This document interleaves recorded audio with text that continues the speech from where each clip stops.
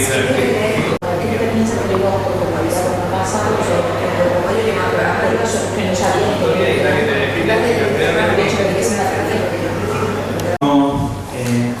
primera jornada de la inauguración de este seminario de teología con Juan Pablo II. Me acompaña aquí en la mesa y el ponente que tenemos para la primera conferencia, como bien han visto y leído en el programa, en el flyer que se distribuyó, del profesor Arturo Calvo Espiga.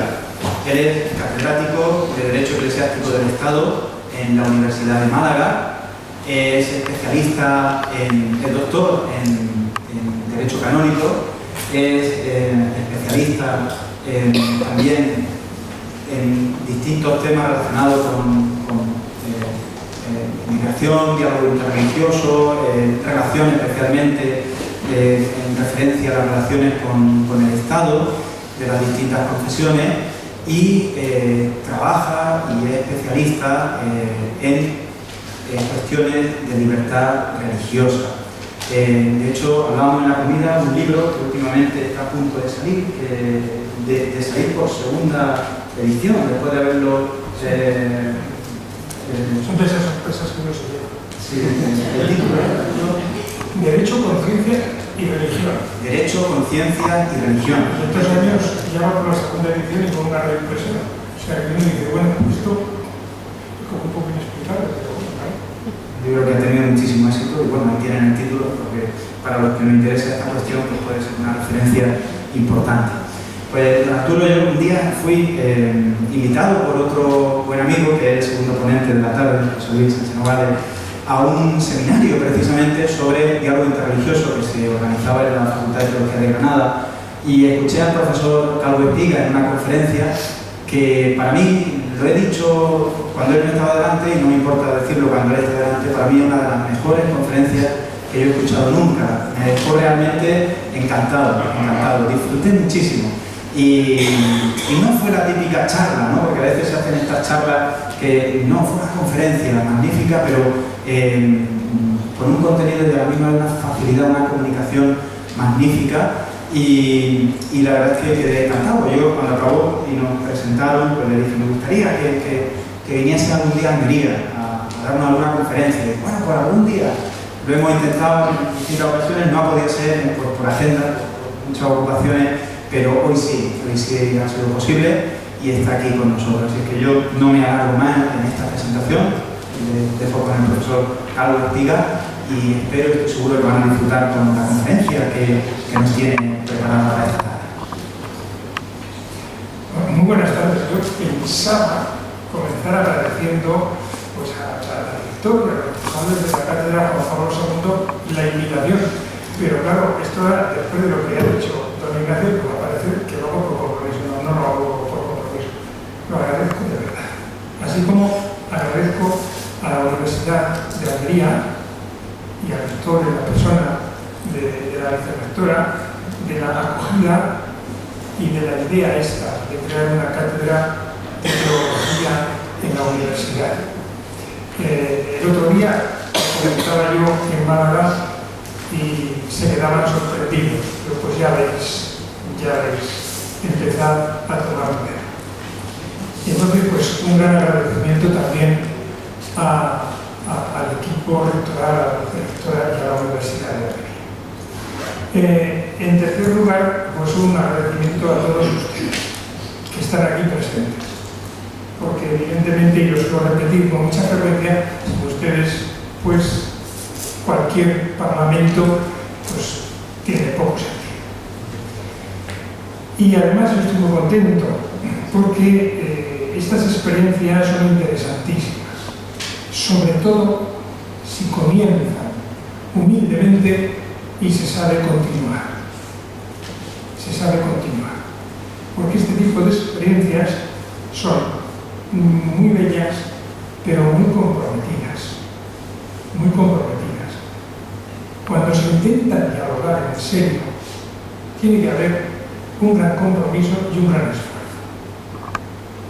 Y entonces, pues estoy contento de estar aquí en este inicio por esta razón. Yo he sido siempre, toda mi vida universitaria, en larga, dentro y fuera de España, un obseso y continuamente, se lo repito a mis alumnos, de la razón y del razonamiento. Yo en clase, primer día de clase, siempre les digo esto, vamos a ver, miren ustedes, de esa carta, para adentro no sirven ni las ideas ni las opiniones, no las aplican, solamente sirven las razones, porque yo no respeto las ideas ni las ideologías, respeto a las personas. Siempre hay caras de escándalo, porque se ha hecho un tópico que hay que respetar las ideas. Y entonces me suelo añadir, porque si esto fuera así, y somos lógicos, hay que respetar el nazismo y tantas ideas e ideologías perversas. El respeto es para las personas.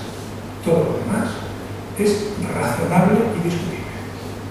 Y si no hay razón, a veces les digo, es que yo pienso que, opino que. Perfecto. Eso para el plató de Telecinco, de Antena 3 o de la Sexta es perfecto. Pero para una universitaria. Por eso digo que cuando se plantea una situación de diálogo a estos niveles, pues la tarea es hablar, es preciosa, porque acaba formando mucho a la persona que la practica. Por eso pues, estoy muy contento de verlo. Dicho esto, voy a intentar encuadrar un poco en lo que va a consistir mi exposición. En cierto modo, en las palabras de don Ignacio y en las palabras de la vicerrectora se han ido curiosamente ya desgajando algunas ideas que yo pensaba desarrollar aquí. Lo haré del mismo modo. En primer lugar, yo voy a plantear mi exposición no desde una perspectiva teológica, sino desde una perspectiva más bien jurídico-social. Yo no me voy a poner, mi actitud no va a ser ponerme desde la teología a analizar la presencia pública de la teología, el sentido de la presencia pública de la teología en una sociedad o en un ámbito universitario, sino que me voy a poner desde fuera. Yo voy a ser el observador que desde una sociedad en principio pluralista y desde una universidad donde en principio priman los valores del conocimiento, pues ¿qué se puede decir de la presencia de la teología en la universidad? En segundo lugar, voy a intentar asumir una perspectiva científica. Por eso les he dicho que aquí ya se han expuesto estas ideas. Es una perspectiva científica. Voy a intentar mantenerme siempre a ese nivel. Es decir, voy a considerar a la teología como una disciplina que tiene un método propio de reflexión, método que es objetivable y que es contrastable. Que esto es lo que determina un razonamiento de carácter científico. Un método propio que además es objetivable y que es contrastable. No olvidemos, en este sentido, que hasta bien entrado el siglo XVIII, incluso ya en algunos años desde el siglo XVI, cuando en el ámbito universitario o académico se hablaba de la ciencia, se entendía por la ciencia la teología. Es curioso cómo en dos siglos y medio, parece ser como que la teología ha sido expulsada, erradicada o execrada de los ámbitos científicos, cuando hasta el siglo XVIII, cuando uno se refería a la ciencia, todo el mundo entendía que se estaba refiriendo a la teología. Por otra parte, también yo creo que tenemos que tener en cuenta que la exclusividad de reservar lo científico, como tantas veces ocurre en nuestro lenguaje habitual. Es científico solo aquello que se refiere a las ciencias positivas. Pues eso, desde el punto de vista de todas muchas personas, pues un error metodológico y hermenéutico pues muy importante. Sobre todo cuando uno trata con personas que se dedican a las ciencias positivas y difícilmente dirá que yo soy científico. Dirá, yo soy astrónomo, yo soy astrofísico, yo soy químico, yo soy físico. Esto también es un elemento que nos debiera de hacer reflexionar. Voy a también asumir otra cuestión que a mí me parece clara, visto desde fuera, y en la reflexión que yo le voy a plantear.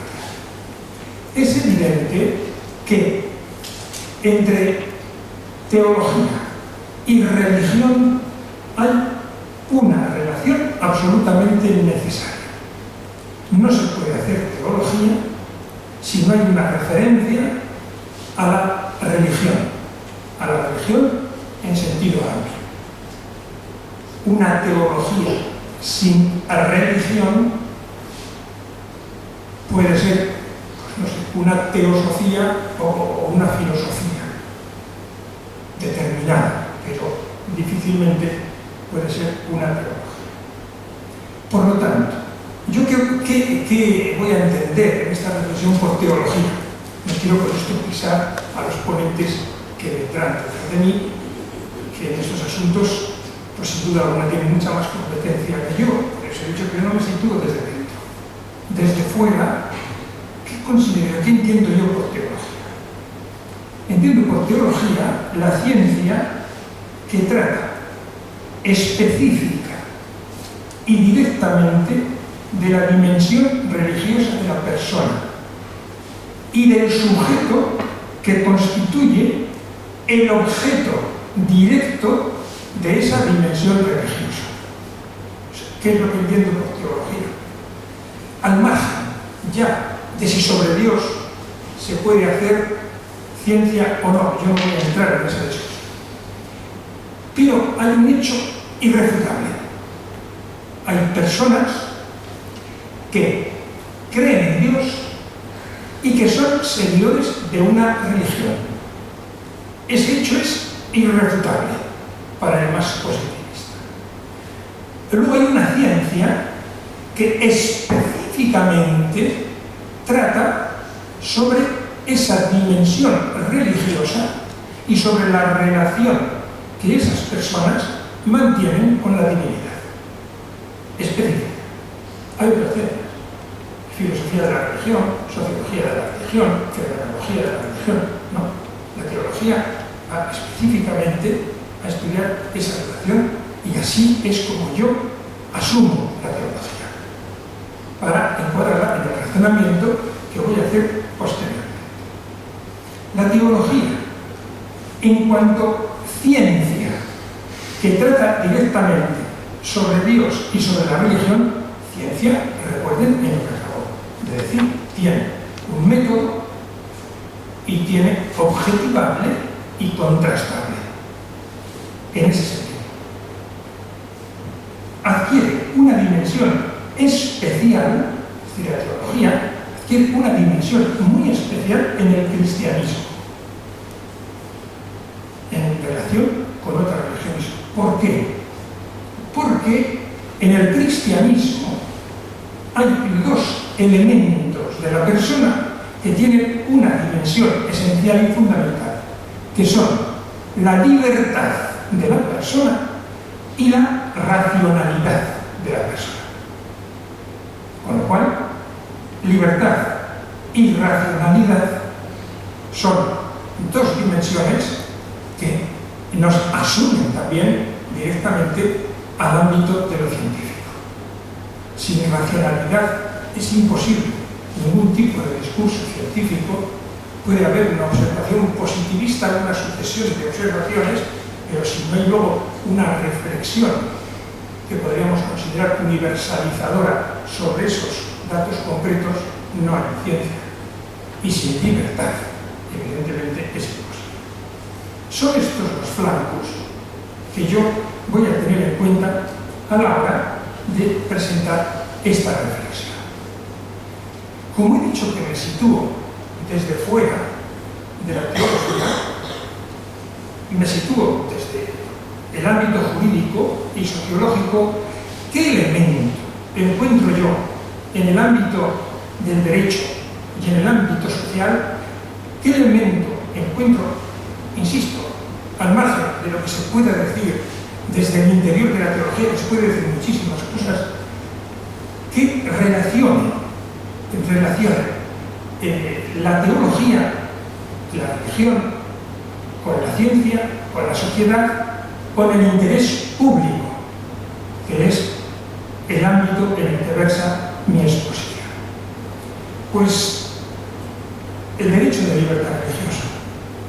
El derecho de libertad religiosa. Esa va a ser la pieza clave desde la que yo voy a intentar razonar no la justificación de la teología en el ámbito público, en el espacio público, como es el espacio universitario y otros. No lo voy a justificar.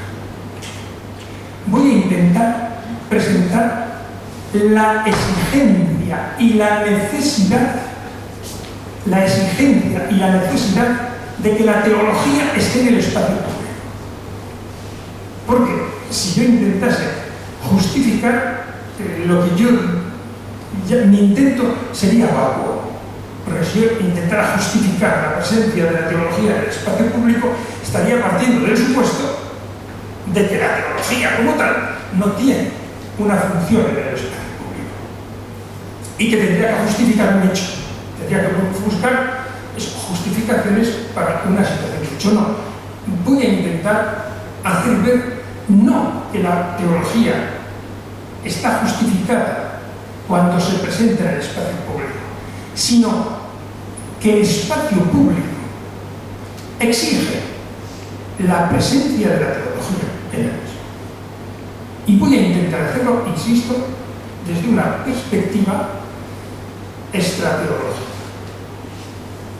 ¿Qué es el derecho o qué elementos o qué coordenadas hay que tener en cuenta cuando hablamos del derecho de libertad religiosa?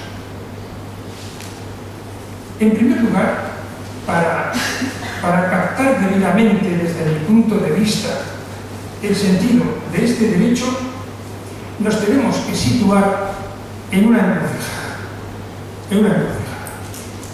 Esta encrucijada está determinada por, en un lado, la persona. En otro lado, las convicciones religiosas de esa persona. Al margen de todo lo demás, son hechos. Persona, convicciones religiosas de esa persona y Estado de Derecho.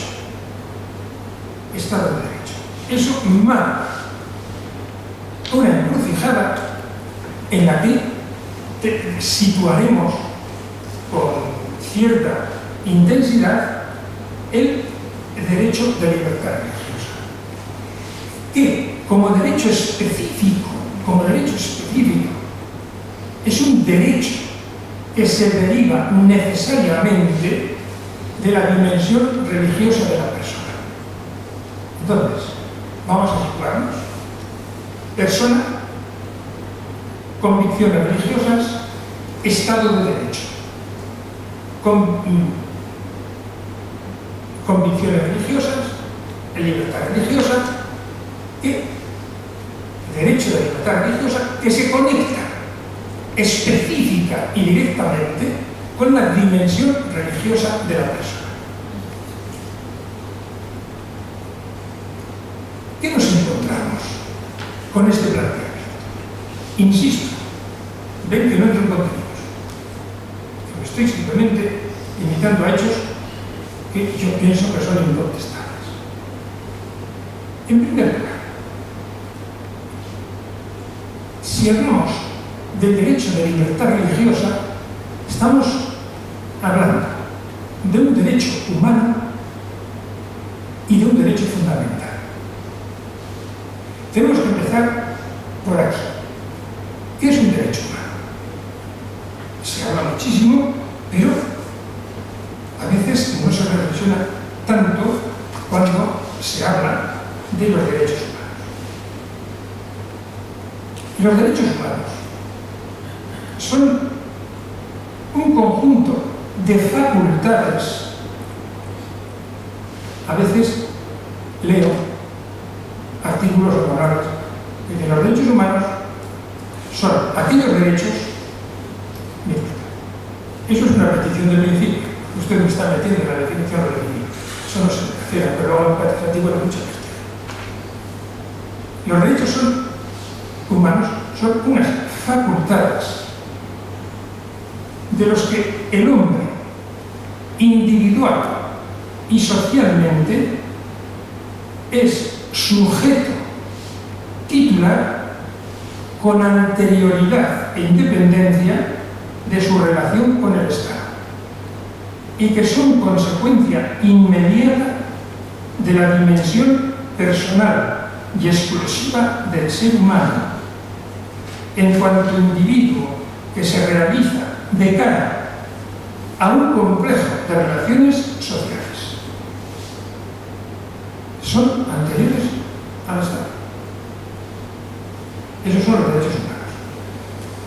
Por eso tantas veces se razona en el caso de los inmigrantes, de los sin papeles, de los que dicen, no, miren, son sin papeles, son inmigrantes, no son españoles, están ilegales, pero hay ciertos derechos que no se les puede negar. ¿Ven? De hecho, y de derecho se está reconociendo que hay derechos en la persona que son anteriores al Estado. Sin olvidar que por encima de las relaciones que constituyen formalmente al hombre como individuo en sociedad, existe en la persona una dimensión integrante de su mismo ser que la sitúa más allá del orden sociopolítico e incluso en determinadas situaciones por encima del mismo Estado. Esto tiene que estar clarísimo. La persona se sitúa siempre más allá del espectro sociopolítico y con anterioridad al Estado. Solamente hay un caso, un supuesto en que la persona está sometida al Estado y está sometida al orden sociopolítico. Es en los totalitarismos. Por eso yo he puesto en una parte de la encrucijada el Estado de Derecho. En el Estado de Derecho, cuando es de verdad Estado de Derecho, la persona siempre tiene que volver en estos supuestos.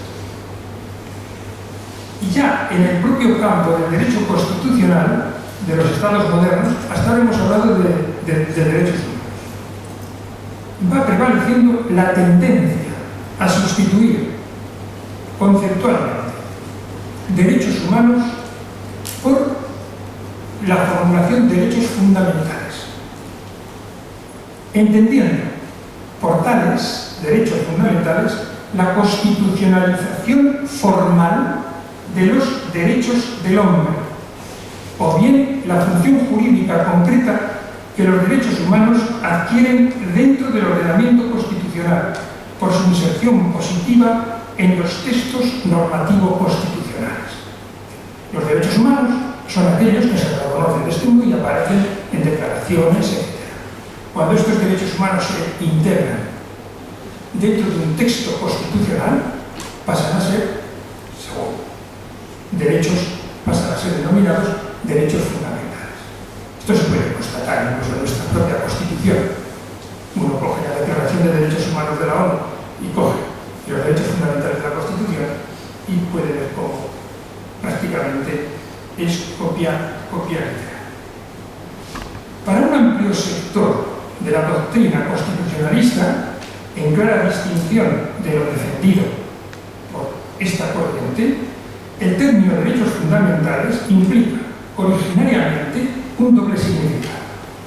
Por una parte, la preexistencia respecto al estado de la persona humana en cuanto a sujeto jurídico y, consecuentemente, la garantía de un espacio propio de autonomía para el individuo.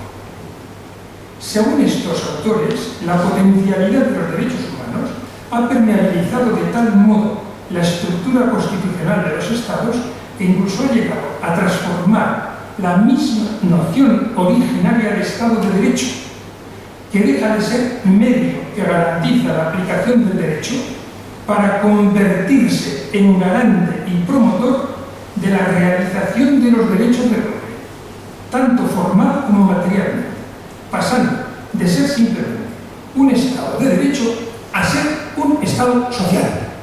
Nuestra propia Constitución define a nuestro Estado como un Estado social y de derecho. Social no quiere decir, desde el punto de vista constitucional, que sea un Estado asistencial, como a veces se cree. No, eso es otra cosa.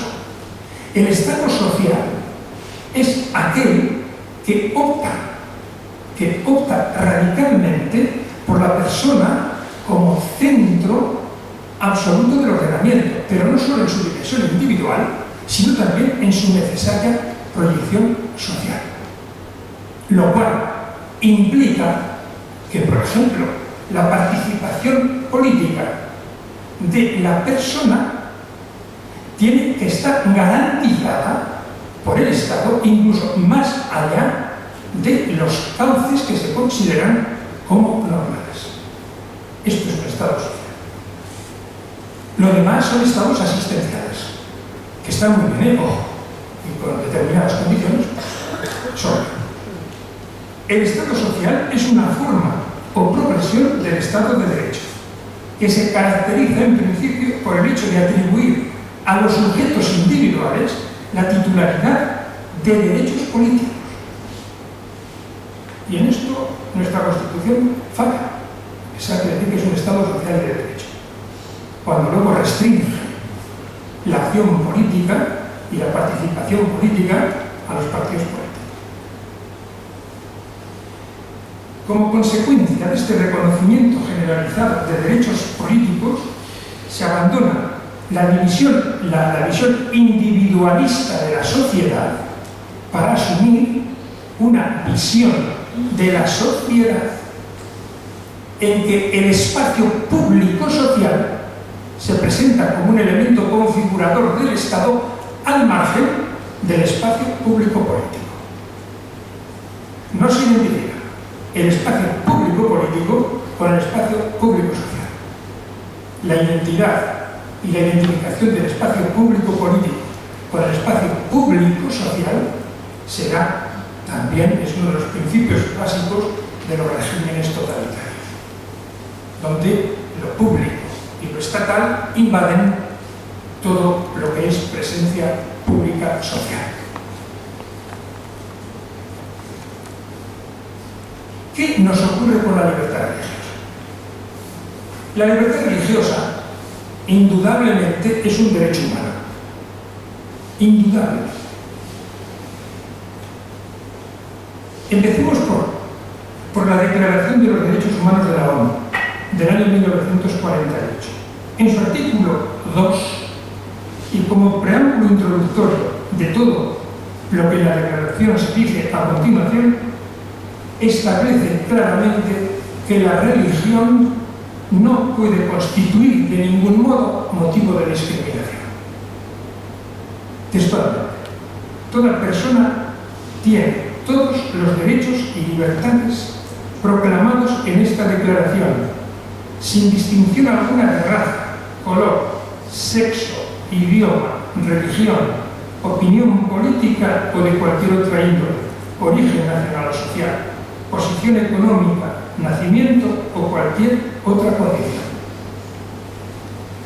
Principio que la Declaración de la ONU reitera y especifica en su artículo 7, ahora desde la perspectiva de la igualdad, en el 2 de la no discriminación, en el 7 desde la perspectiva de la igualdad.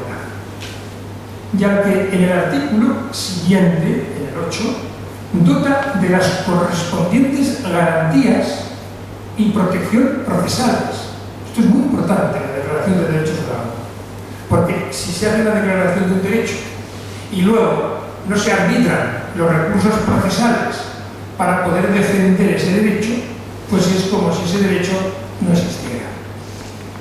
Aquí hay un ilustre colega de Derecho Civil, voy a poner un ejemplo para distinguir un poco, y si me equivoco, que me corrija, que me deje.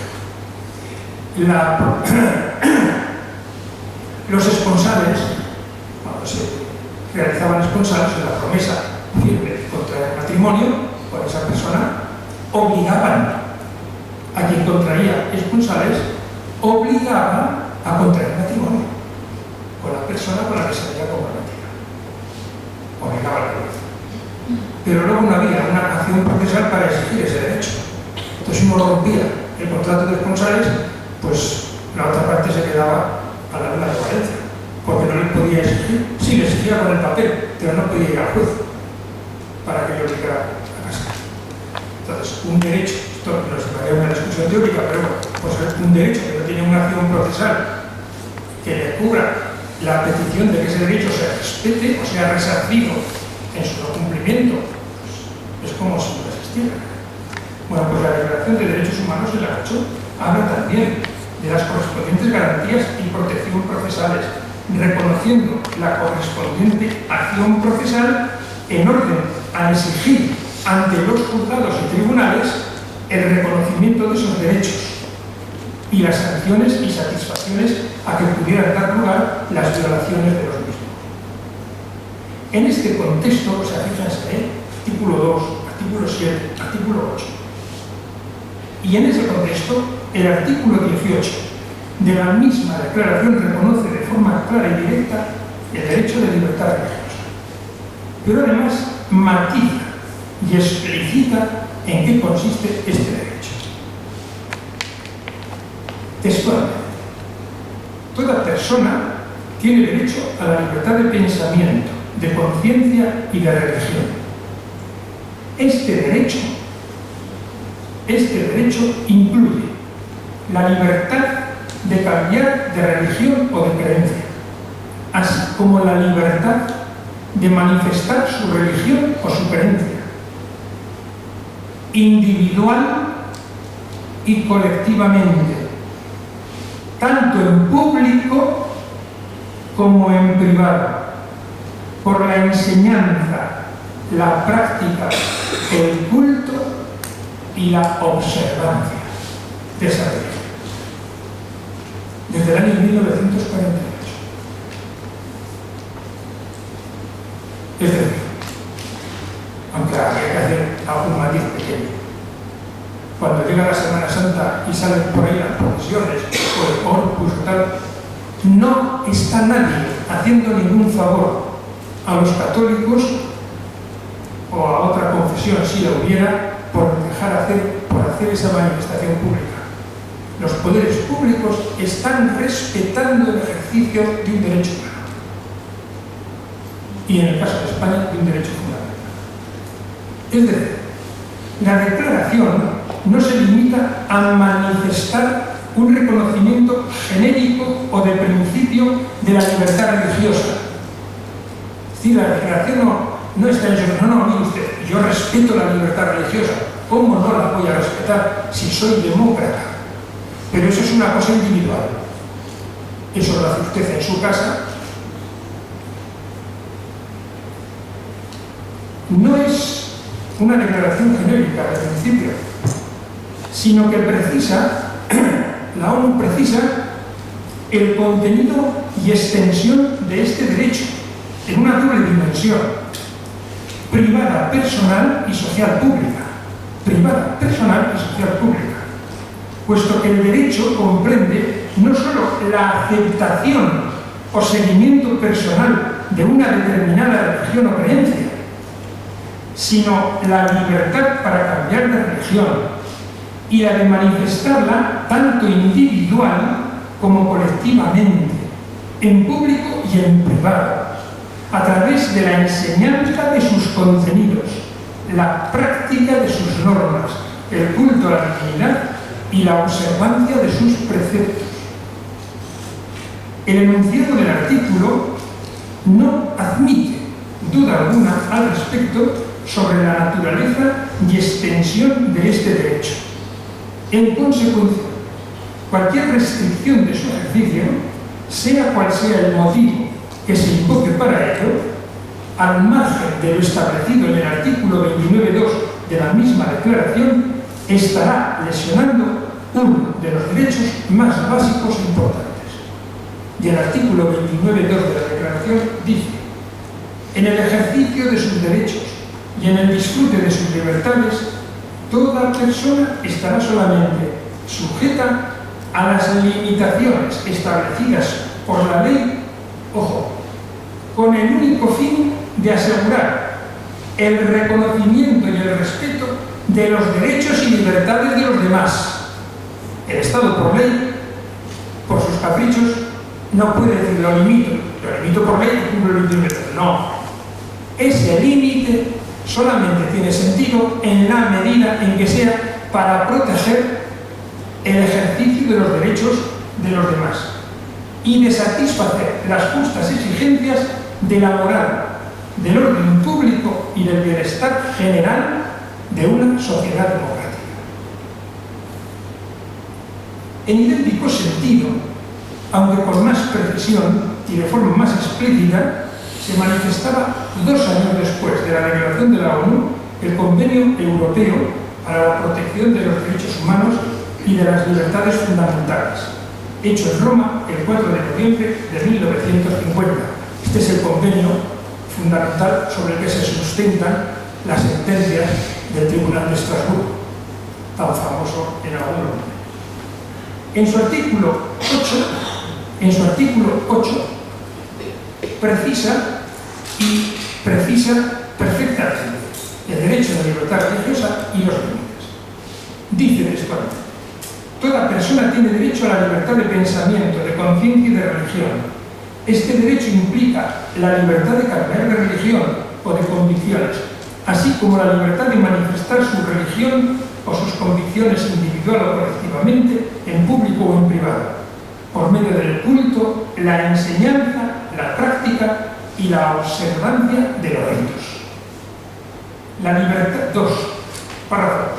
La libertad de manifestar su religión o sus convicciones no puede ser objeto de más restricciones que las que previstas por la ley constituyan medidas necesarias en una sociedad democrática para la seguridad pública, la protección del orden, de la salud o de la moral públicas, o la protección de los derechos o las libertades de los terceros. Evidentemente, como en las hay y las ha habido, una confesión religiosa en que la prostitución de sus miembros jóvenes, al menos durante unos años, sea un precepto de necesaria observancia para sus adeptos, va en contra clarísimamente de la moral pública. Y entonces ahí sí que se puede poner una restricción, ahí no se puede invocar el derecho de libertad religiosa para ese tipo de prácticas. También el Pacto Internacional de Derechos Civiles y Políticos, firmado en Nueva York el 19 de diciembre de 1966, formula la libertad religiosa como uno de los más importantes entre los derechos humanos, extendiendo su alcance a la garantía a favor de padres y tutores para educar a sus hijos y pupilos en la religión que esté de acuerdo con sus convicciones. Así podríamos seguir repasando y citando convenios, declaraciones de derechos humanos, de derechos sociales y políticos, y en todos nos encontraremos por lo mismo. Vamos a ver un caso más, pero es que en el ordenamiento español la libertad religiosa es un derecho fundamental. La Constitución Española de 1978, dentro de la sección primera del capítulo segundo, titulado de los derechos fundamentales y libertades públicas, establece en su artículo 6, en su artículo 16, fiel a lo determinado en el ámbito internacional, que se garantiza la libertad ideológica, religiosa y de culto de los individuos y las comunidades. Fíjense, la libertad ideológica, religiosa y de culto de los individuos y las comunidades,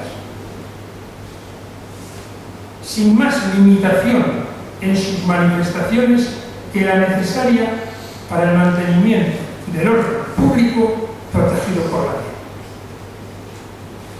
Previamente, en el artículo 14, el propio texto constitucional proclama de forma solemne y vinculante la radical igualdad de los españoles ante la ley, sin que de ningún modo la religión pueda ser motivo, causa o fundamento de discriminación. Por otra parte, en el párrafo 2 del artículo 10, se constitucionaliza como medio de interpretación y asume, lógica consecuencia, como derecho interno, el contenido de todo lo internacionalmente pactado por España, relacionado con los derechos humanos. Además, la Constitución, en su artículo 9.2, impone a los poderes públicos la obligación de promover las condiciones favorables y de remover los posibles obstáculos que se opongan al verdadero ejercicio de la libertad.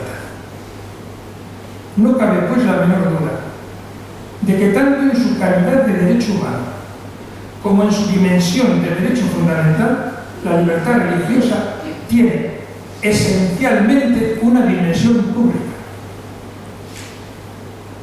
Si se cercena la dimensión pública de la libertad religiosa, se está violando un derecho humano y un derecho fundamental en el caso de España y en el caso de otros países. Es decir, todo lo relacionado con la dimensión religiosa del ser humano ha de gozar de una proyección pública más allá del ámbito privado de la intimidad personal. Piensen de cualquier derecho humano o cualquier derecho fundamental de los previstos en la Constitución que se dijera, no, mire, eso se respeta en su ámbito personal. Usted dentro de su casa puede hacer, sí, tiene libertad de asociación, tiene libertad de expresión, libertad de información, sí, pero dentro de su casa, Ahora, como a usted se le ocurra publicar un periódico ejerciendo la libertad de expresión y la libertad de información, se va a quedar. Fíjense, esto, que hablando del derecho de libertad de expresión o de libertad de información, nos parecería una barbaridad. No parece tanta cuando se trata de la libertad religiosa, que es un derecho tan humano y tan fundamental como nosotros. Solo en las concepciones totalitarias del Estado se identifica lo público con lo social, reduciendo todo lo que directamente no se relaciona con los poderes públicos o de ellos depende al ámbito de la privacidad. Vamos a ver cómo encajamos la teología en el espacio público ya en concreto. Como ya he señalado anteriormente, me refiero a la teología en cuanto a hacer análisis o estudio sobre todos los aspectos y dimensiones implicados en la religión y realizados mediante un método objetivable y contrastable de una manera razonable. Esto es clarísimo. Tiene que haber objetividad, contrastabilidad y razonabilidad. Esto es clarísimo, porque si no, no se está haciendo teología. Se está haciendo otra cosa, que puede ser muy digna, pero no se está haciendo teología. Cabe, en este momento, recordar el artículo 18 de la Declaración de Derechos Humanos de la ONU, cuando establece como contenido necesario de la libertad religiosa el derecho a manifestar su religión individual y colectivamente, tanto en público como en privado, por la enseñanza, el culto, etc. En este sentido, es una constante en todas las declaraciones, convenios y pactos referidos a los derechos humanos, sociales y políticos la insistencia en que la enseñanza de la religión es elemento sustancial del derecho de libertad religiosa. Como es lógico, cuando mencionan la enseñanza, declaraciones, pactos y convenios, no se refieren exclusiva ni directamente a la catequesis, que en principio es una actividad interna de las confesiones religiosas. ¿Qué es lo que se sigue confundiendo en tantos sitios, entre ellos en nuestro país? Pues no, enseñanza de la religión, no, la enseñanza de la religión que se haga en las parroquias, en las catequesis, no. Las declaraciones de derechos humanos no se refieren a las catequesis, porque no pueden entrar en eso, porque se respeta algo que también está hoy en toda la jurisprudencia de derechos humanos, incluso el Tribunal Europeo de Derechos Humanos, que el año pasado se manifestó con una claridad tremenda respecto a lo que se llama la cláusula de salvaguarda de la identidad propia de las confesiones. La catequesis responde a la identidad propia de las confesiones. Y eso, en los ordenamientos democráticos, la jurisprudencia del Tribunal Europeo de Derechos Humanos lo respeta hasta la saciedad. Este caso, al que me refiero, y así entretengo un poco, cuento una batallita y relajamos un poco el asunto, esta última sentencia es muy curiosa. Hace 5 años, 6 años, unos sacerdotes de la Iglesia Ortodoxa Rumana y unos trabajadores de las parroquias y de los obispados constituyeron un sindicato. Entonces, la Iglesia Ortodoxa Rumana no reconoció la constitución de ese sindicato. Y el gobierno, por lo tanto, rechazó la inscripción de ese sindicato como sindicato legal. Entonces, los promotores del sindicato recurrieron a los tribunales rumanos, que no les dieron la razón, y acabó en el Tribunal Europeo de Derechos Humanos, que dieron la razón a los sacerdotes y a aquellos seglares, trabajadores de la Iglesia, que pedían la constitución del sindicato. El Estado rumano apeló a la Gran Sham, a una sola instancia que hay en el Tribunal Europeo de Derechos Humanos, donde se ventiló la apelación. En esta segunda instancia se dio la razón al Estado rumano, diciendo: si la Iglesia Ortodoxa Rumana ha rechazado la constitución de ese sindicato, que es un sindicato interno de la Iglesia, porque además en sus estatutos las actividades para las que el sindicato se formaba se limitaban única y exclusivamente a relaciones laborales dentro de la Iglesia Ortodoxa, eso entra dentro de la cláusula de salvaguardia de propia identidad de las confesiones. Y ahí no puede entrar ni el Estado ni nadie. Y en la Gran Sham, en esa segunda instancia, se da la razón al Estado por el hecho del no reconocimiento del sindicato. Es decir, no había violación del derecho de sindicación en ese caso. Bueno, lo llamativo es que hasta los magistrados que se manifiestan en contra del fallo de la sentencia, sin embargo, se manifiestan favorables a mantener la cláusula de salvaguardia. Y en este caso dicen: no, si no se quiebra la cláusula de salvaguardia, porque en definitiva ellos dejan claramente establecido que se someten a la Iglesia Ortodoxa. Por lo tanto, no estamos de acuerdo con el fallo del tribunal, pero todos ellos están de acuerdo en el respeto a la cláusula de salvaguardia. Pues bien, la catequesis estaría en este ámbito. Por eso, ninguna declaración habla de catequesis, sino cuando habla de enseñanza, están hablando a lo que es una enseñanza, como estamos diciendo, de carácter científico, de carácter tecnológico. No entra en lo demás. Bien, dado, no sé cómo ver. Bueno, sí, he intentado no. Dado el contexto en que se celebra este acto, ha llegado el momento de referirme al papel y lugar de la teología cristiana, de manera especial la católica, en el espacio público. Hasta ahora han visto que ha sido un planteamiento de carácter genérico, o sea, lo que he dicho vale para cualquier teología de cualquier religión, para ese encaje público que hemos dicho. Ahora me voy a referir brevemente ya a la teología cristiana y más específicamente a la teología católica en el espacio público. Y me centro en ella, en la teología católica, por ser la que con más precisión asume la razón y en consecuencia una dimensión pública como eje fundamental de su metodología y reflexión.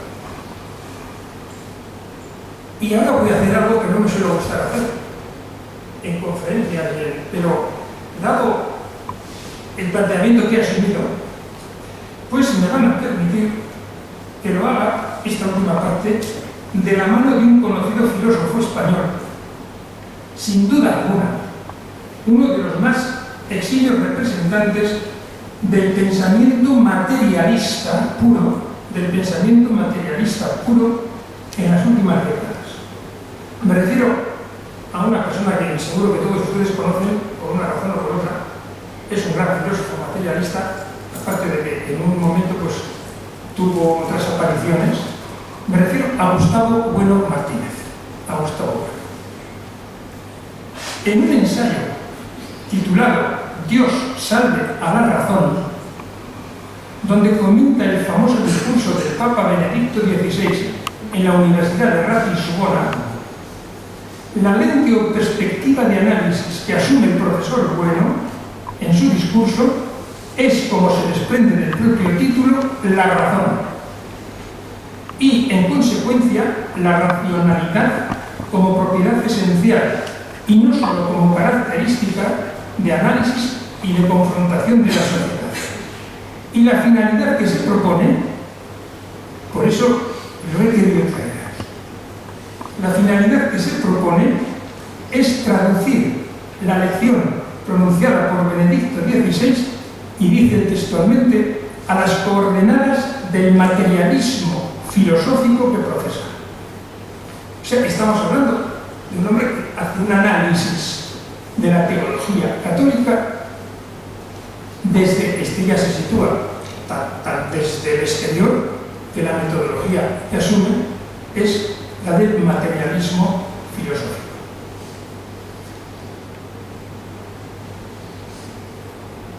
El interés que este acercamiento nos suscita deriva sobre todo de la circunstancia de que en este ensayo se opera continuamente con dos categorías esenciales en la configuración de cualquier disciplina con carácter científico, que son la racionalidad y la apertura al análisis y a la confrontación de cualquier idea o actitud, manteniendo siempre el principio valor de la libertad.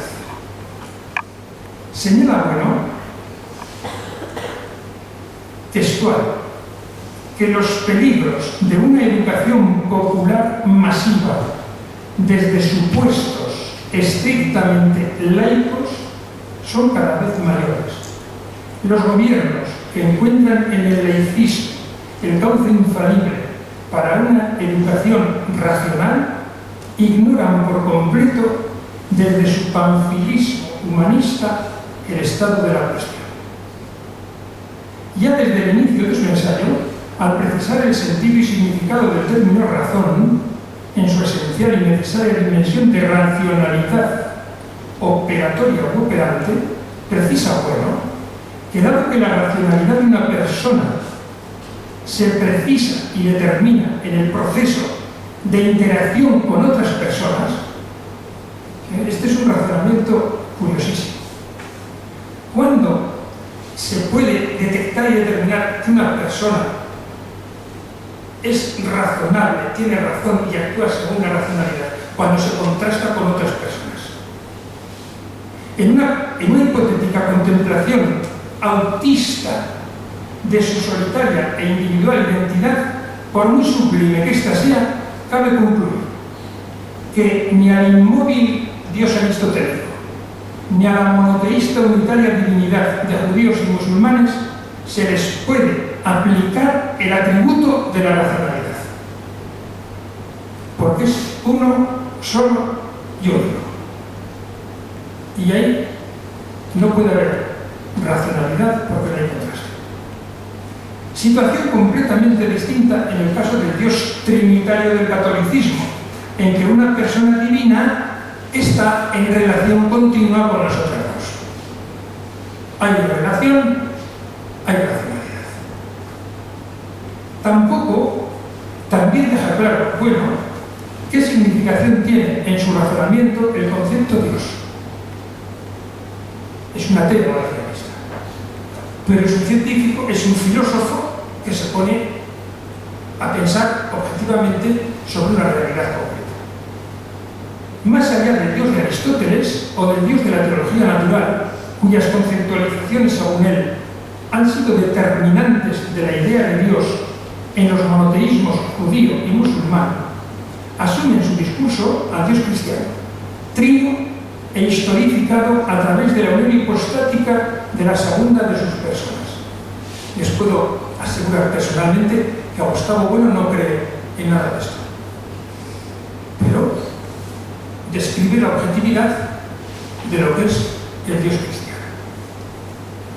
A partir de aquí, Gustavo Bueno aborda en los siguientes términos el reto de uno de los interrogantes esenciales de su diálogo con Benedicto XVI, que no es otra cosa que la pregunta fundamental sobre la relación de Dios con la razón. Y me van a permitir una cita textual un poco extensa, pero no mucho. Pero es interesantísimo. Muy difícil, dice, es determinar qué tenga que ver Dios con la razón. Ante todo, cuando nos referimos a la llamada teología voluntarista de larga tradición.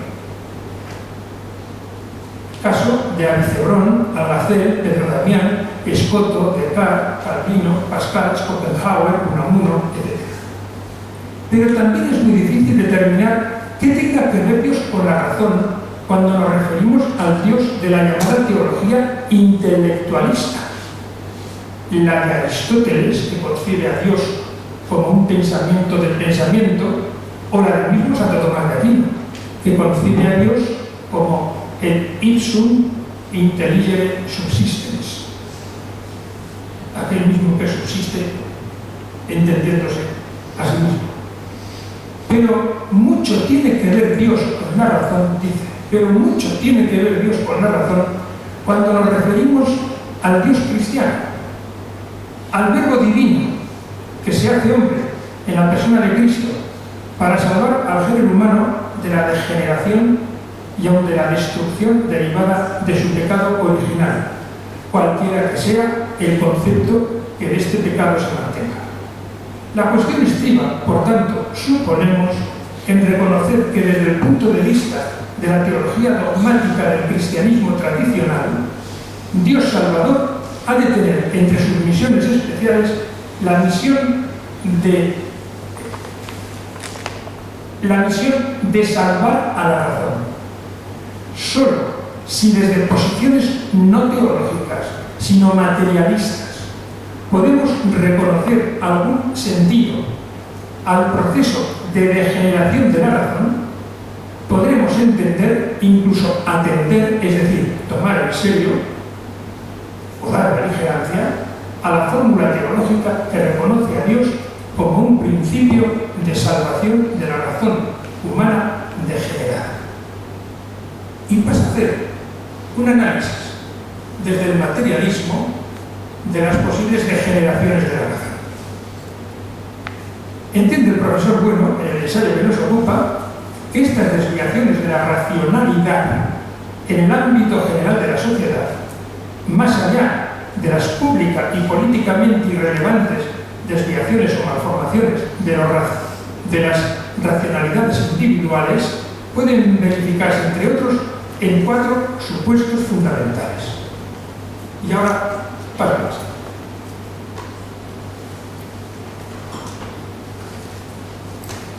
La desviación supersticiosa, una observación general, en el sentido amplio, que incluye, por ejemplo, a la magia negra, o a la magia blanca o teúrgica, a los fetiches, a los talismanes, amuletos, conjuros, encantamientos, hechicerías, sortilegios, horóscopos, adivinaciones, etc., que renacen con inusitado vigor en las sociedades industriales de nuestros días. Ahí tiene una degeneración clarísima de la racionalidad, una desviación supersticiosa. La de origen, o una segunda, la de origen mitológico, también denominada por Bueno como ideología delirante, que sin perjuicio de sus componentes racionales conducen a figuras que podrían llamarse monstruosas o irracionales, por relación a otros cánones de racionalidad que hayan sido institucionalizados, como tales, por ejemplo, el canon de la causalidad material, el canon de la demostración geométrica, etc. Pero no por ser monstruosos dejarán de ser productos de la razón, productos enfermos, si se prefiere, a la manera como los tumores malignos de un organismo son también productos vivientes segregados por este organismo, cuyo desarrollo se mantiene dentro de la norma de su especie. Tercero, la nihilista, concretada según nuestro autor en versiones suyas tales como el relativismo, la trivialización o el posmodernismo. Si estas desviaciones pueden considerarse como trastornos de la racionalidad, es porque afectan en principio a la racionalidad misma y en consecuencia determinan una crisis de confianza en las expectativas de las instituciones consideradas racionales. Bueno, tú opinarás eso, pero yo tengo el mismo derecho que tú a opinar otra cosa. Y ni se atienden a las razones ni se aportan razones. Es ese nihilismo que denunciaba ya Antonio Machado en un precioso versito. ¿Tu verdad? ¿Mi verdad? No, la verdad. Y ven conmigo a buscarla. La tuya, guárdala. Y cuarto, dice, bueno, así como finalmente la degeneración institucional o dogmático fundamentalista, contrastada en aquellas situaciones en las cuales determinadas corrientes de racionalidad no pueden mantener una coexistencia recurrente con otras corrientes instituidas de su mismo género y se declaran incompatibles con ellas, tendiendo por tanto a reducirlas, a neutralizarlas e incluso a destruirlas. A esto también estamos asistiendo hoy continuamente. Los fundamentalismos no están solo en los musulmanes o en lo que se llaman extremas derechas. Somos muy sensibles a los fundamentalismos de extrema derecha. Nos pasan desapercibidos los fundamentalismos de extrema izquierda. ¿Qué quiere decir? Que hay una serie de actitudes dogmáticas que fagocitan y anulan a los que piensan de distinta manera. Con lo cual, tenemos otra regeneración de la razón. Según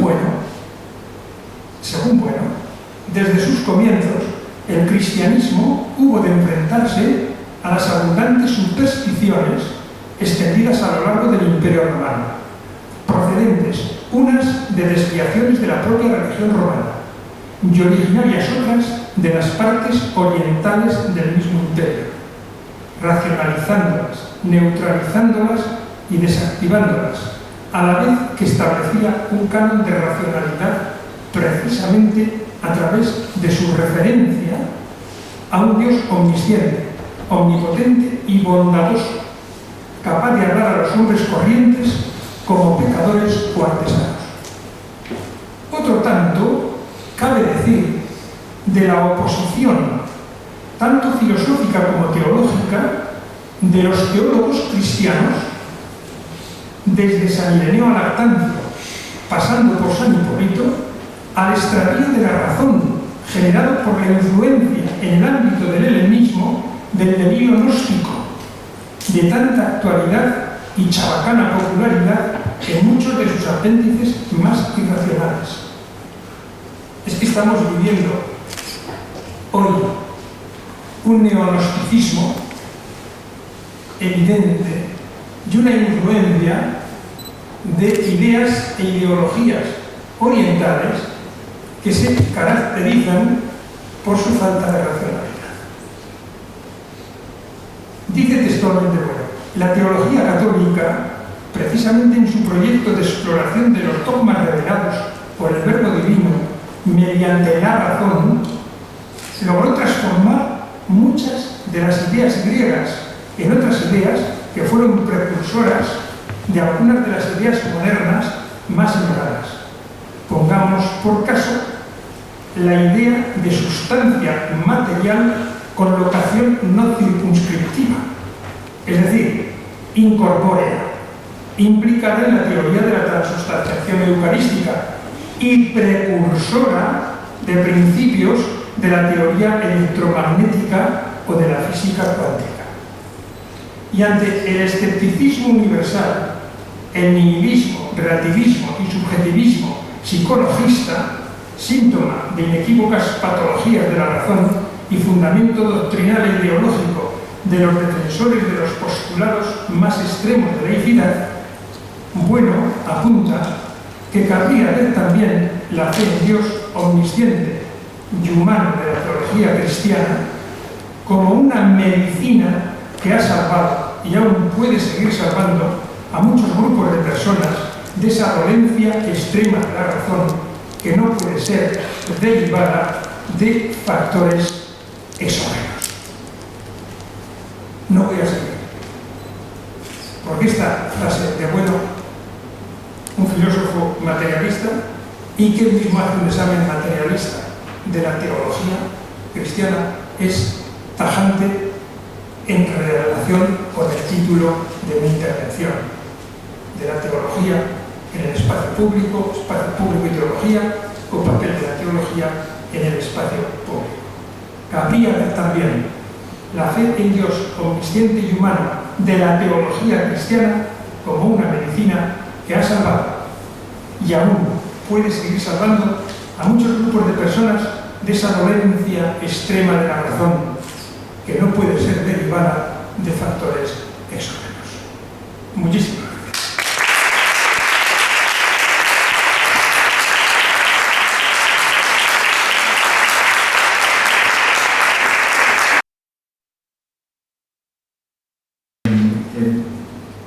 El seminario se llama Juan Pablo II, no le vamos a cambiar el nombre, pero la verdad es que es un descubrimiento y una perspectiva muy interesante, porque claro, habitualmente acostumbramos a citar, ¿verdad?, autores que están en nuestra línea o en nuestra cercanía ideológica o religiosa, puede ser, pero bueno, realmente es muy interesante. Muchísimas gracias y por el conjunto de la exposición.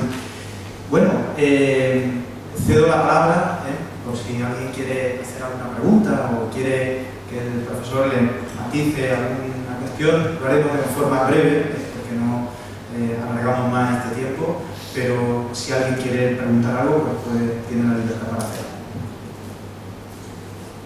Que no sea muy difícil.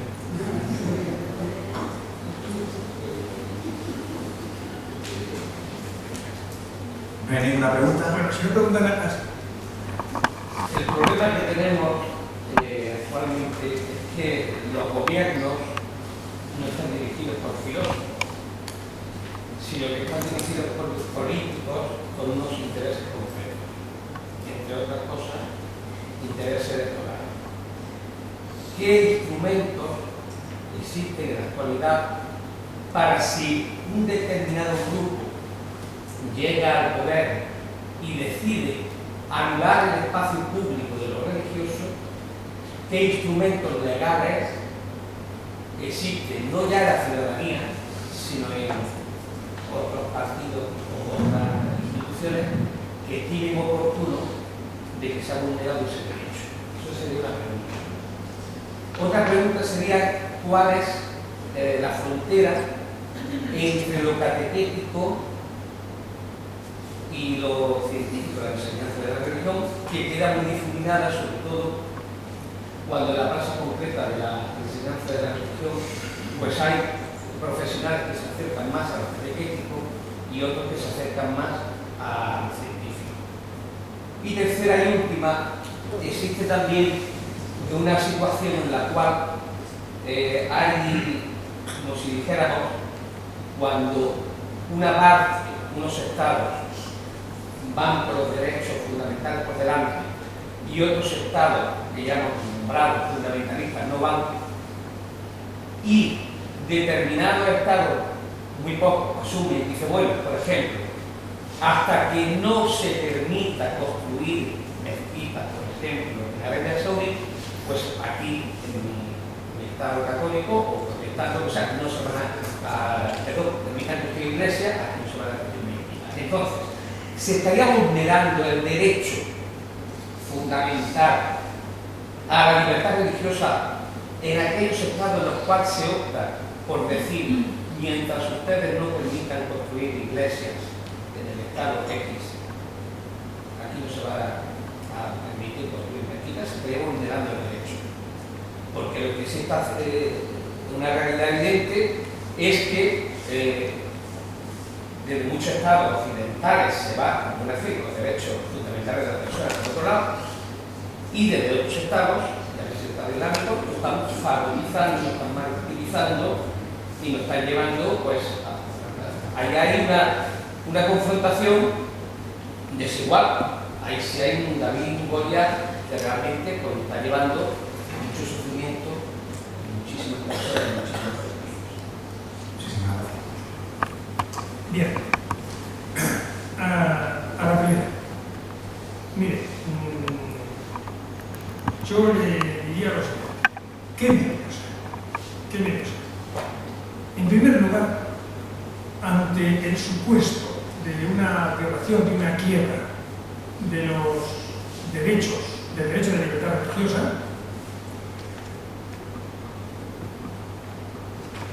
y yo sugeriría, lo primero, la paciencia. Y voy a explicar esto. Segundo, no confiar en las instituciones. Las instituciones no se van a implicar en esto. No saben lo que se juegan, pero no se van a implicar en esto. Tienen otros intereses. Cuando hablo de instituciones, me estoy refiriendo a todas las instituciones. Esto tiene que ser una cuestión de paciencia, de mentalización y de que sean los propios ciudadanos, los propios interesados, que tengan clara conciencia de esta realidad y tengan paciencia y vayan por la vía jurisdiccional hasta donde tengan que llegar. Hasta donde tengan que llegar. Y esto se puede hacer. Hay personas que lo hacen y llegan. Voy a poner un caso que no tiene que ver con esto, pero que no me relevante. ¿Por qué los matrimonios, parejas, etcétera, pueden hacer la declaración de Hacienda o bien conjunta o bien individual, según más les favorezca? Pues porque un señor de Lérida, parece que era de Lérida, abogado, pero que no se dedicaba, era empresario, dijo, hombre, vaya narices. Y empezó, hasta que llegó al Tribunal Europeo de Derechos Humanos y le quedó la cosa. O sea, esto nos tenemos que mentalizar todos a que tenemos que ir a defender ante un poder que quiere estos derechos, que sutilmente, en el caso de España, ya se están quebrando, porque, vamos, es que en cualquier tertulia, hasta periodistas que van de guays y de listos por la vida. No, yo respeto muchísimo la libertad religiosa, muchísimo, pero hombre, claro, en el ámbito personal, en el ámbito proyecto individual. Esto ya lo tenemos. En la quiebra, fundamental. Segundo, catequesis y enseñanza de la religión. Es, yo suelo decir, absolutamente sin ningún éxito desde hace muchos años. O sea, el Código de Derecho Canónico se publica el año 1983. Y yo, desde el año 1984, vengo dando la vara con esto, sin absolutamente ningún éxito. Si ustedes cogen el Código de Derecho Canónico, fíjense, se distingue perfectísimamente lo que es la catequesis de lo que es la enseñanza o educación católica. Pero clarísimamente, la catequesis se pone como una cuestión relacionada directamente con la misión de enseñar de la jerarquía. Y la educación católica se sitúa en una cuestión completamente distinta cuando se habla de la educación en general. ¿Qué nos ocurre? ¿Qué nos ocurre en España? Por ejemplo, y en algunos otros países, pero en España sobre todo, que los colegios, empezando por los colegios, de ideario católico, que tienen que dar educación católica, no dan educación católica. Y lo compensan con la catequesis. ¿Qué es la educación católica? Plantear la enseñanza, por ejemplo, de la historia, etcétera, etcétera, etcétera, desde unos principios de antropología cristiana. Y yo enseño la historia, como hay que enseñarla. Yo enseño la filosofía, como hay que enseñarla. Pero así como el profesor Gustavo Bueno asume unas categorías de materialismo filosófico, yo asumo unas categorías de antropología cristiana. Y si tengo que explicar a Darwin, explico a Darwin, evidentemente, no voy a falsear nada. Pero los principios de los que estoy partiendo son otros. ¿Dónde está la enseñanza? Ya yendo al ámbito de la teología. Cuando yo hago una reflexión científica, con los elementos que tiene mi ciencia, sobre una realidad religiosa, al margen de la catequesis. Por eso, precisamente, he traído el testimonio de Gustavo Bueno.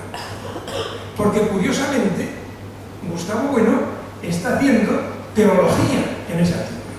Está haciendo teología. Porque hace una reflexión de carácter racional, de carácter tal, desde unos principios que ha dicho claramente cuáles son desde el principio, pero sobre una realidad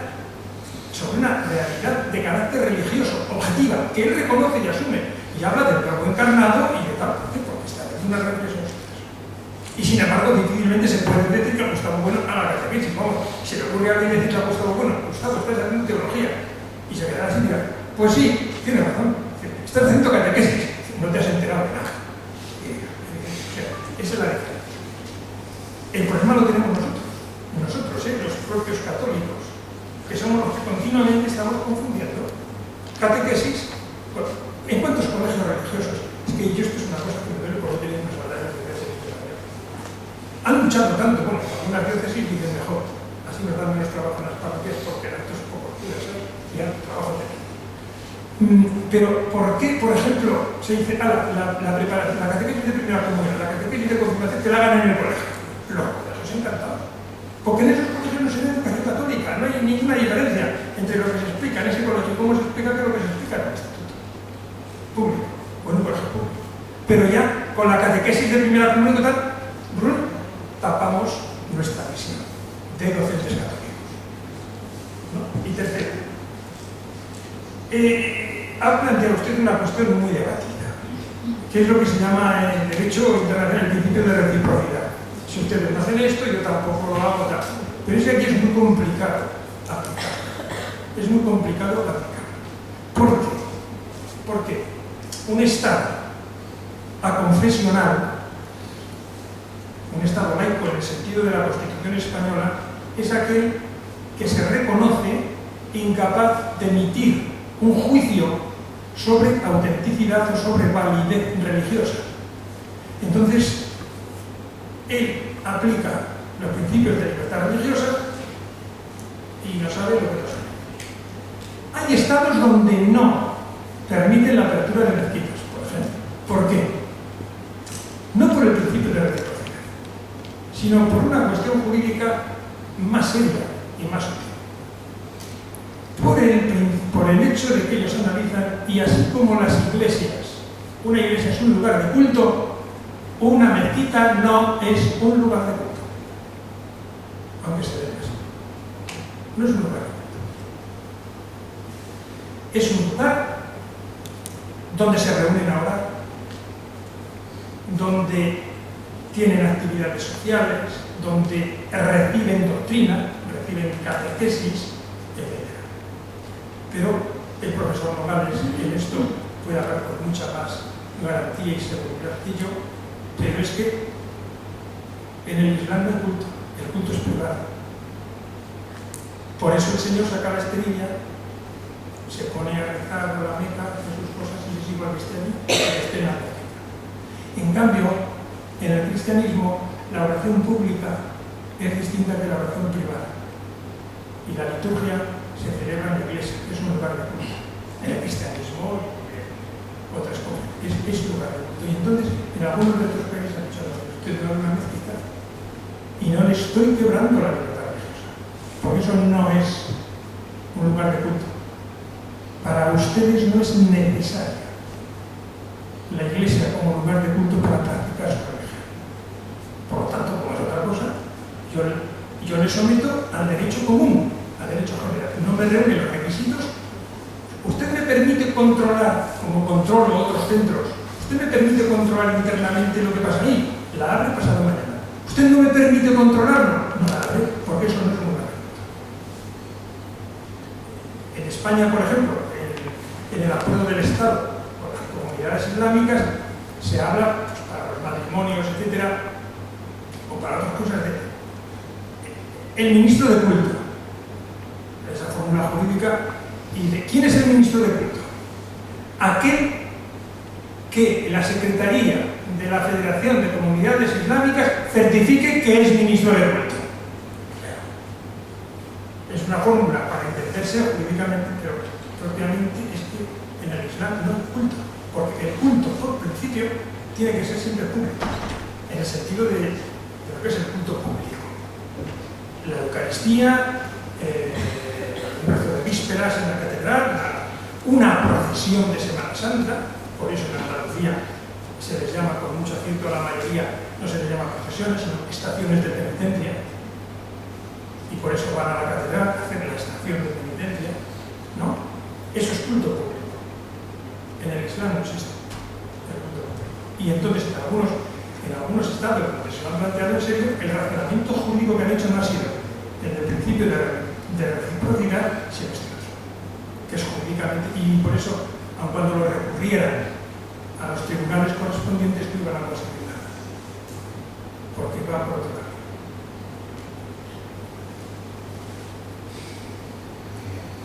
Bueno, muchísimas gracias por la pregunta y gracias por la explicación de don Arturo. Vamos a descansar unos minutitos, pero me ha faltado decir una cosa importante. Y como se suele decir, no por decirlo al final, menos importante, don Arturo es sacerdote de la diócesis de Calahorra, La Calzada y Logroño, y bueno, profesor titular, catedrático de la Universidad de Málaga, pero aquí con tanto diálogo trinitario ahora le hacen uno ser dos cosas a la vez. no, es catedrático y bueno, también ejerce su ministerio en una parroquia allí en Málaga. En Arroyo de la Miel. Así es que... En Arroyo de la Miel, que no me Arroyo de la Miel, Málaga. Muy bien, pues muchísimas gracias, don Arturo, gracias a todos. Vamos a descansar 20 minutitos y continuamos. Otra conferencia será el profesor Sánchez Nogales sobre la teología cristiana en el contexto del pluralismo religioso.